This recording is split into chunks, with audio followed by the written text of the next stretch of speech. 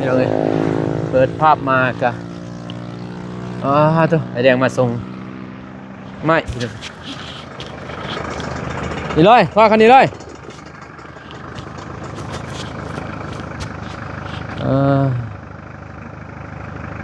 คอยอะไรอยู่บ่ไปเด้อแดงเด้อ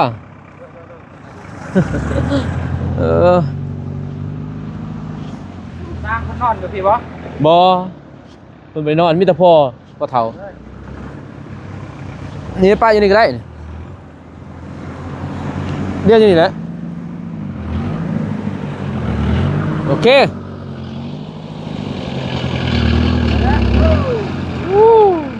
ใกล้นี่ได้อยู่นี่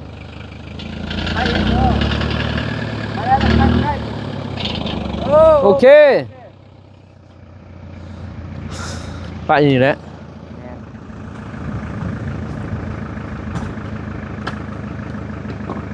คือเราสิบท่านนะไม่ได้ออกไปไซส์มานี่มันจะสิเผานี่แหละมันเมื่อยอ๋อเรามัดมือมัดเคลื่อนต้นน้องเองว่าจะไปไหวเพราะว่าสร้างเพิ่นมาทำตัวเสามันบ่ทันมีใหม่เด้มื้ออื่นล่าเสียดตายมีเราเฮ็ดเลยเป็นยังไงกราบทักทายสบายดีสวัสดีเด้อพ่อแม่พี่น้องเมื่อสุคนเป็นไงเนาะฝั่งไทยฝั่งลาวก็ยินดีต้อนรับเข้าสู่2บานุ่งคือเก่าคือเดิมพ่อแม่พี่น้องเนาะเป็นคลิปที่2พี่น้องเนาะของปีใหม่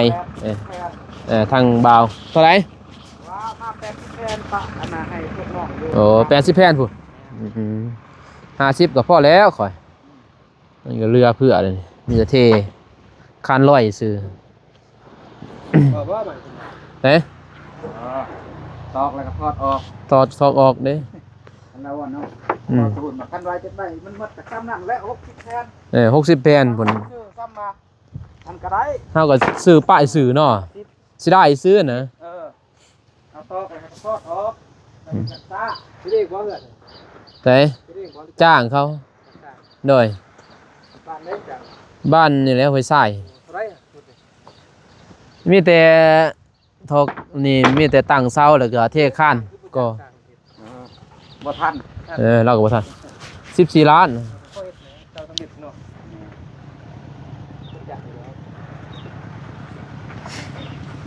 จังหน่อยเด้เบาตูนก็สิว่าจังหน่อยมันเก้อกันนะว่าสิเอาไอ้แดงจังหน่อยเบาตูนมาเอาไปรัดก่อนบัดนี้ตั้งนี้บ่ทันแล้วตั้งนั้นจังได๋เนาะยากเลยบัดนี้ยังไม่ซะนี่ไม่บาไอ้นี่อยู่เลยไม่อันเดินน่ะมันแตกตอกเนาะไม่อันนี้มันตอกง่ายไอ้นี่เขาอยู่เนี่ยใส่เวลาอยู่หลายปีแล้วเพราะว่าฮอดเท่นั่นเด้คานถึงยังได้อยู่บ่ได้ฮอดทางคานถึงเลยเนาะคานถึงเลยสร้างให้พ่อแล้วเนาะแต่สำคัญเฮาเมียนบ่ให้มันโกบมันคือแดดยังหั่นนะมันโกบบ่งาม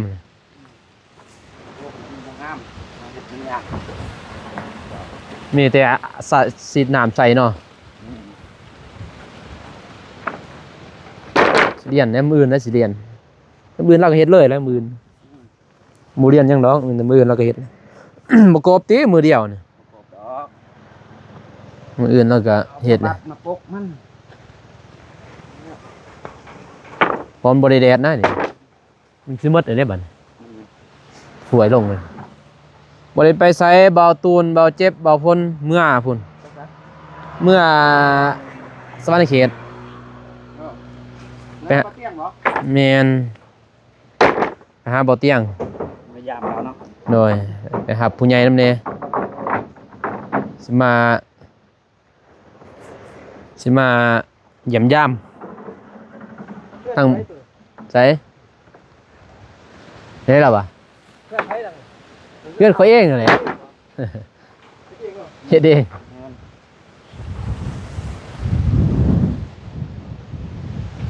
มาอยู่พี่แล้วมักอยู่เมือง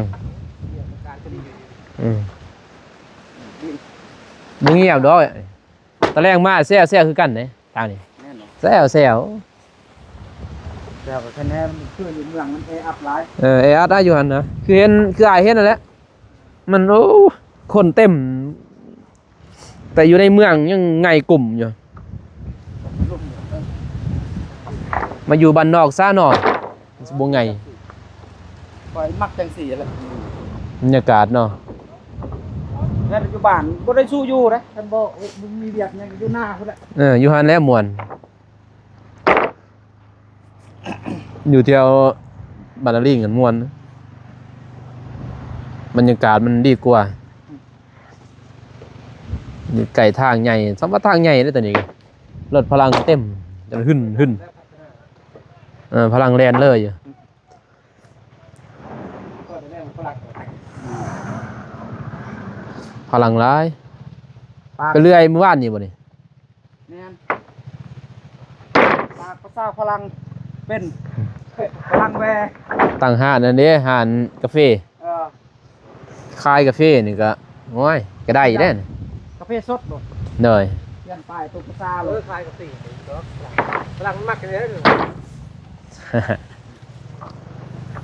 ยังยอมนะฝรั่งมันทำลายผู้เฒ่าอยู่ก็จะแค่ไผแค่ตัวผมสิบอกอยู่นะตอนถือกล้องยูทูบจับนอนธรรมชาติแต่บ่ขาด เขามากแบบนั้นเนี่ยอย่างเที่ยวบ้านนั่นเนาะบนซุมวิวนี่มักอยู่พี่น้องเอ้ยจุดซุมวิวเที่ยวดวงตาไปเต้นดองแดง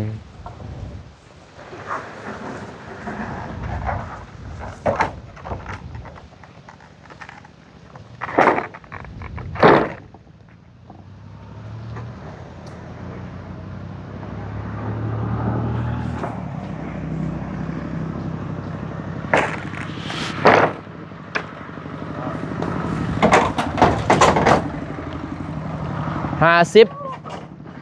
เรื่องเงินบ่หลายดอก เป็นยังไง กินไปเลย ลายเติบเล่นจะเท่เมื่อเดี๋ยวแล้วจะคิมคีนใส่นี้ใส่คีนลงไปบัดนเจาะน้ำก็หมดลายเติบนับเบิ้งนี่เด้2,500,000เนาะเจาะน้ำก็9 ล้านโอ้ยแพงเด้เจาะน้ำก็กับซ้ำนี่ก็บ่แพงดอกแถวนี้เนาะซ้ำนี่อันเที่ยวพุ่นเป็นยังไงตรงวายแพงปะ3 มื้อ 4 มื้อเด้เดี๋ยวเพิ่นยังหาซื้อไปคนใหม่อันนั้นแน่แม่นสิงไผให้มันเทคานลอยก่อนจังสิเอาเขาดินพอเข้ามาจุกดินอยู่นี้นี่นะจะได้เข้าเมื่อนี่ขี้หินหลายไหนพ่อครบบ่นี่ยังสิโทรหาบัดนะตัวได้จังได๋พอไม่เซ็นเขาซื้อแล้วของเขาไม่เซ็นซื้อน้ำนอง แล้วตัวใดบ่พอก็โทษมันในกัน โดยผมขอบใจหลายแดง โดยขอบใจคือกัน โดยมีแต่พุ่นแล้วเบาตูนพุ่นแล้วนั่นจังสิโทรหาพอเบาตูนยังสิเอาใหม่อีกกันไม่เปลี่ยนเอาลายเอาพอเลยนะเพิ่นขี้ขานแกะเด้ ขอบใจเด้อโดยพี่น้องเอ้ยเนาะซื้อน้ำไอ้แดงเพิ่นไม่กบพาเราแถบได้กบพาพี่น้องเอ้ยเนาะสีนี่แหละสตอกนี่ซื้อน้ำอยู่5,080,000พี่น้องเอ้ยเนาะมันซื้อน้ำไอ้แดงเพิ่นก็มีแต่ 70,000นะพี่น้องเอ้ยเนาะบ่ได้ซื้อน้ำลายเพิ่นซื้อซอยกันพี่น้องเอ้ยเนาะมื้อนี้ทีมงานพี่น้องเอ้ยเนาะออกเดินทางพูดแล้วพี่น้องขึ้นสวรรค์เขตเด้อพี่น้องเด้อเนาะแจ้งข่าวให้ FC ทุกท่านพี่น้องเอ้ยเนาะเพิ่น มีเฒ่าๆนอนอยู่นี่แจ้งข่าว FC พี่น้องเอ้ยเนาะทางบ่าวนงบ่ได้ไปเด้อพี่น้องเด้อเนาะบ่ได้เดินทางไปเพราะว่าค่าน้องเอวาลิ้นเพิ่นพี่น้องเนาะถ้าว่าน้องไปก็ยากแน่น้ำลูกน้ำเต้าพี่น้องเนาะในใจก็อยากไปแหละพี่น้องเนาะอยากไปเยี่ยมยามทางเบาเตียงเพิ่นพี่น้องเนาะเพราะว่า มีแต่เพิ่นมาหาเฮานะทางบ่าวนุ่งบ่ได้ไปหาเพิ่นจักเทื่อพี่น้องเนาะจักสิได้ปอได้ไปจักบ่พี่น้องเนาะมีรถเองพี่นี่พี่น้องเนาะไปเที่ยวเลยพาครอบครัวไปเยี่ยมไปย่ามเพิ่นแค่นี้พี่น้องเนาะบ่าวนุ่งไปคำหนมคนเดียวนี่ก็บ่อยากไปปานใดแต่ว่านี่ไปหับแม่พิมพ์เพิ่นพี่น้องเนาะไปหับแม่พิมพ์เพิ่นอยู่พุ่นแหละสวรรณเขตพี่น้องเนาะมื้ออื่นมื้อนี้วันที่3มื้ออื่นมื้อนี้วันที่2มื้ออื่นบ่าวเตียงทีมงานก็สิหาเลาะเท่านั้นพี่เนาะวันที่4ทางแม่พิมพ์เพิ่นสิลงมาพี่เนาะแต่ไปหาวันที่3หรือวันที่4นี่แหละทางบ่แจ้งเพิ่นว่าตอนนั้นเพราะว่าแม่พิมพ์เพิ่นสิลงมาแจกเครื่องแจกของพี่น้องเอ้ยเนาะอยู่ลาวใต้เพิ่นว่าสิเอาเครื่องเอาของเต็มเพิ่นว่าเนาะเต็มสุดมาลาวใต้ครั้งนี้เพิ่นว่าเนาะแล้วก็ยังมาเยี่ยมยามน้องเดิมแล้วก็ทีมงานเพิ่นว่าแล้วก็เยี่ยมยาม ที่บ่าวนุ่งทีมงานไปซอยเรือแหละเพิ่นก็ไปหาเยี่ยมยามแจกเครื่องแจกของน้ำแน่พี่น้องเนาะบางทีก็สิให้เพิ่นพุ่นแหละเพิ่นเมื่อดากจึงเด้อพี่น้องเด้อเนาะบางทีก็เบิ่งก่อนพี่น้องเอ้ยเนาะมื้อนี้ก็ทางสร้างเพิ่นบ่ได้มาพี่น้องเอ้ยมีแต่บ่าวนุ่งมากับพ่อเฒ่าแม่เฒ่าเพิ่นนอนพี่น้องเนาะเก็บกาแฟเพิ่นเก็บอยู่ลังนี่แหละลังเบิ่งนั่นพี่เนาะกินกาแฟส่วนแม่เฒ่าเพิ่นเองแล้วก็เพิ่นตอนแรกเพิ่นมานอนนี้เพียงเนาะบ่าวนุ่งก็สิหาเก็บขี้หินนี่แหละเอาเขาอยู่เนาะมื้อนี้บ่ได้ไปไสดอกเพราะว่าบ่าวตูนบ่เจ็บบ่าวพลบ่โกออกเดินทางแล้วบ่จักพี่น้องเนาะบ่ได้เสร็จหาทางน้องๆเพิ่นมื้อเสร็จหาเพิ่นก่อนพี่น้องเนาะว่า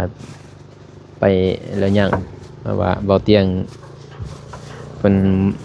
ออกแต่เวียนตะเวียงแน่แค่นี้พี่น้องเนาะออกค่ำนี่โอ้ยอันตรายเลยพี่น้องเนาะขับรถขับรางถ้าผู้ใดบ่เสียวซ่านกับเส้นตอกเส้นทางพี่เนาะคือบ่พ้นเจ้าเพิ่นเคยไปจากบ่นะญาติเพิ่นบ่ทันเคยไปเส้นทางเดี๋ยวนี้มันยากพี่เนาะทางเมืองสวรรณเขตมันยากแล้วก็เส้นทางแล้วก็ไปตอนเวียนในนี้ยังแค่แน่นิดนึงพี่น้องเนาะแม่นอยู่รถหลายแต่ว่าเฮาก็มีความปลอดภัยสูงพี่เนาะในการเดินทางนั่นแหละมันแนมนี่เฮาเห็นเด้กลางคืนค่ำนี่แนมยากพี่เนาะบ่เตียงเพิ่นบ่ว่าแล้วเพิ่นสิ้นแล้วพี่น้องเนาะเพิ่นลงมาเราไต่นี่โอ้นับบ่ได้แล้วพี่น้องเนาะจักเท่าใดเทื่อแล้ว มาเพิ่นลงมาหลายแล้วพี่น้องเนาะซื้อไม้ตัวหนึ่ง70,000พี่เนาะมาลงซื้อทางบ่อตูนเพิ่นจักจะได้แหละจักว่าสิซื้อจักบ่พอถามว่านี่งบทางบ่อตูนแม่นหมดแล้วพี่น้องเนาะงบทางบ่อตูนนั่นแหละหมดแล้ว30ไปพันเพิ่นว่า ว่าน้องน้ำพี่น้องเนาะเบิ่งลองก่อนจักใส่อยู่บ่เนาะลองน้ำก่อน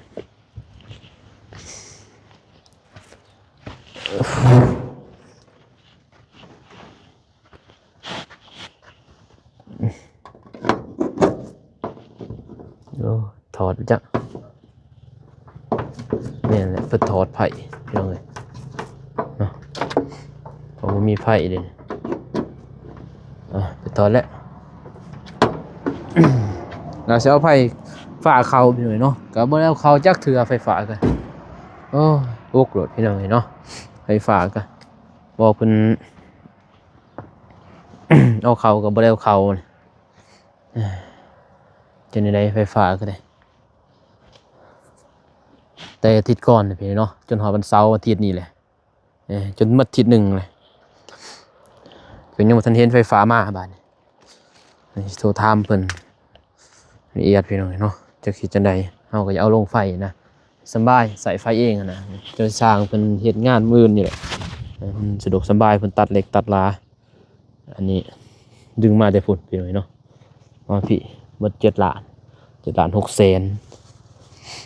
หมื่นกว่าบาทพี่น้องเนาะมันว่าแพงบ่สำหรับเบาโหน่งนี่แพงพี่เนาะแต่สำหรับมัวว่ามันบ่แพงมัวสำนั้นเนาะมื้อนึงมันก็ทำปกตินะเขาว่าเอาลงไฟ สำหรับบ่าวนงแพงเลยไปเนาะตอนนั้นบ่าวนงเขาก็อยู่เพื่อนบ่าวนงอยู่หาดนั่นแหละหันขาบ่าวนงเอาลงมีแต่3 ล้านพี่น้อยเนาะ3 ล้านก็5,000 บาทตอนนั้นนี่ทบ1นั่นแหละ10,000นั่นแหละ ตอน5,000กับหลักหมื่นพี่น้อยเนาะมันก็หลายเลยสำหรับบ่าวนงพี่น้อยเนาะเป็นจะได้พี่น้องเอ้ยเนาะเป็นมือที่2เนี่ยเด้อปีใหม่ปีเมือนแหละFC ทุกท่านเป็นจังใดดีเนาะอยู่ดีมีแฮงหมดสุขุสุคนน่ะบ่พี่น้องเอ้ยเนาะผู้ใดกลับมาบ้านมาเมืองพี่น้อยเนาะมาเฮือนมาซ่านมาเยี่ยมยามพ่อแม่พี่น้อยเนาะปีใหม่ปีเมือนแล้วก็ก่อนสิออกเดินทางลุยงานพี่น้อยเนาะทำงานอิหยังก็ให้ตั้งใจทำงานพี่น้อยเนาะปีใหม่แล้วก็เป็นคนใหม่พี่น้อยเนาะแล้วก็ลุยงานต่อพี่น้อยเนาะเดินทางกลับก็ขอให้เดินทางปลอดภัยพี่น้อยเนาะแคล้วคลาดนั่นแหละในหน้าที่การงานเคลื่อนyangไปไสมาไสก็ขอให้แคล้วคลาดปลอดภัยพี่น้อยเนาะเดินทางไปไสมาไสก็ขอให้แคล้วคลาดปลอดภัยพี่น้อยเนาะขับรถขับล่างระมัดระวังนำเด้อพี่น้องเด้อเนาะทาง FC ฝั่งไทยเพิ่นพี่น้องเนาะที่เข้ามาเบิ่งมาส้มพี่เนาะเพิ่นส่วนหลายพี่น้องเอ้ยเนาะส่วนมากมีแต่ FC ฝั่งไทยเพิ่นพี่เนาะถ้าบ่มี FC ฝั่งไทยพี่เนาะบ่าวนงกะบ่มีในมื้อนี้พี่น้องเอ้ยเนาะเพิ่นคอยเบิ่งคอยส้มคอยคอมเมนต์คอยให้กำลังใจตลอดมาพี่เนาะทุกๆบ่าวนงบ่ได้ลืมบุญคุณทั้งพี่น้องฝั่งไทยพี่น้องเอ้ยเนาะบ่ได้ลืมบุญคุณแล้วก็ขอบใจทั้งพี่น้องทางสหรัฐอเมริกาพี่เนาะเป็นคนลาวก็เป็นจังได๋พี่เนาะตอนนี้ทางคนลาวเฮาก็ถูกแบนพี่เนาะในการนั่นแหละเกินว่าลาวแบนอเมริกาแบนลาวพี่เนาะบ่ให้ลาวนี่เข้าไปหาอเมริกาพี่เนาะจากอเมริกาก็บ่ให้ออกมาหาลาวก็เลยเฮ็ดให้ทางพี่น้องพังมีกาเพิ่นพี่น้องเป็นคนลาวที่อยู่ที่มีเกินว่าเสื้อสายซื้อแล้วเสื้อสาดอเมริกาเนาะแต่ว่าต้องได้บ่ได้เยี่ยมยามทางครอบครัวพี่เนาะจากมือใดเพิ่นสิให้ทางสปป.ลาวเข้าไปพี่เนาะแต่สำหรับบ่าวนงนี่ก็บ่ได้ไปดอกพี่เนาะอเมริกา บ่มีเงินดอกพี่น้องเอ้ยเนาะมีเงินก็บ่าวนงก็เว้าแท้ๆพี่เนาะบ่มักไปเด้อเมริกาพี่เนาะเพราะว่ายินทางผู้ใหญ่ทางพ่อทางแม่เพิ่นว่ามันอันตรายพี่เนาะหาเงินก็ต้องแม่นอยู่หาเงินแล้วเพิ่นว่าเพิ่นว่ามันใส่เงินหาเงินได้หลายนะแต่ว่าเฮาใส่จ่ายก็หลายคือกันเพิ่นว่าแล้วก็มีความอดทนหลายอย่างพี่เนาะเป็นผู้อยากไปก็อยากไปแล้วพี่น้อยเนาะแต่ผู้อยู่นั่นก็อยากมาพี่น้อยแต่ว่าการไปกันมาก็มันยากแน่คือเดี๋ยวนี้แห่งคักถือแบนแล้วพี่เนาะทางสปป.ลาวกับอเมริกาถือแบนพี่เนาะทางรัฐมนตรีของอเมริกาเพิ่นบ่ให้ทางคนลาวเพิ่นว่าพาสปอร์ตสเปนเพิ่นบ่ให้เฮ็ดแล้วเดินทางไปอเมริกาพี่น้อยเนาะก็เลยว่าก็เป็นจังได๋ก็ให้กำลังใจทางพี่น้องชาวลาวเฮาเด้อพี่น้องเด้ออยู่ทางอเมริกาพี่น้อยเนาะขอให้อันใดก็อยู่ดีมีแรงเกินว่าสู้ๆไปนำกันอาจมีเนาะสักวันก็ได้กลับมาบ้านพี่เนาะมาเยี่ยมบ้านเยี่ยมเพื่อนได้พี่เนาะอีกเพิ่นว่า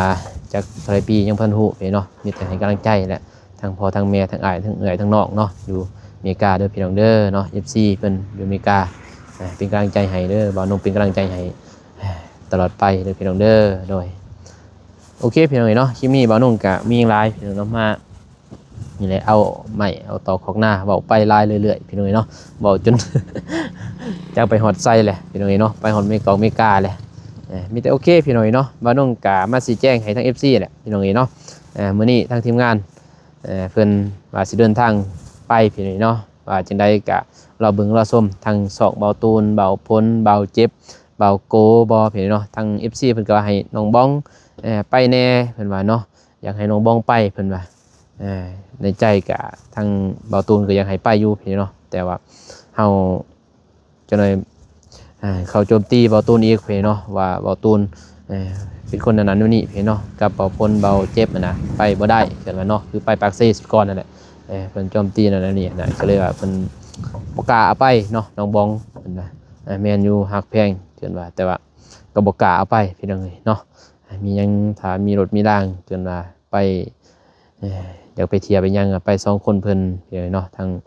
เบาตูนน้องบองก็ได้บัดเอากันพุ่นแหละเนาะอยากไปเที่ยวเป็นยังสบายบัดนี้เอากันแหละพี่น้องเนาะตอนนี้ยังเป็นสู่เป็นแผ่นเป็นผู้บ่าวผู้แพ้วนำกันพี่น้องยังบ่ทันกล้าเอาไปเด้อพี่น้องเด้อเพิ่นว่า